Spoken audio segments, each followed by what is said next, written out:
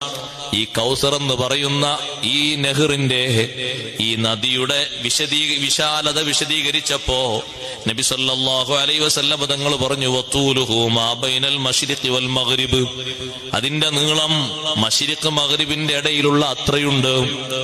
ദീർഘിച്ച് കിടക്കും ഒരു നദിയാണത്, ചെറുതല്ല. ലാ യശ്റബു മിൻഹു അഹദുൻ ഫയൽമഉ, കുടിക്കുന്ന ഒരാളും പിന്നെ ദാഹിക്കുകയില്ല, ഒരിക്കൽ പോലും പിന്നെ ദാഹം വരില്ല.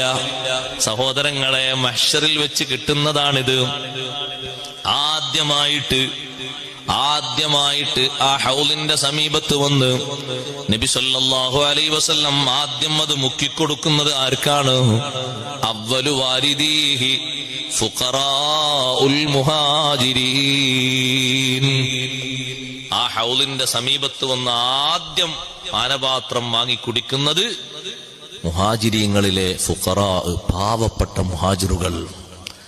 മക്കയിൽ നിന്ന് മദീനയിലേക്ക് ഹിജ്റ പോയ, നാടും വീടും കുടുംബവുമൊക്കെ ഒഴിഞ്ഞിട്ട് ഈമാനിന്റെ സംരക്ഷണത്തിന് വേണ്ടി, ദീനിന്റെ സംരക്ഷണത്തിന് വേണ്ടി മദീനയിലേക്ക് പുറപ്പെട്ട പാവപ്പെട്ട മുഹാജിറുകൾ. അവർക്കുള്ളൊരു സ്ഥാന ബഹുമാനം നോക്ക് നിങ്ങൾ. ആദ്യം അവ്വലു വാരിദീഹി, ഹൗലിന്റെ സമീപത്തേക്ക് ആദ്യം എത്തുന്നവർ ഫുഖറാഉൽ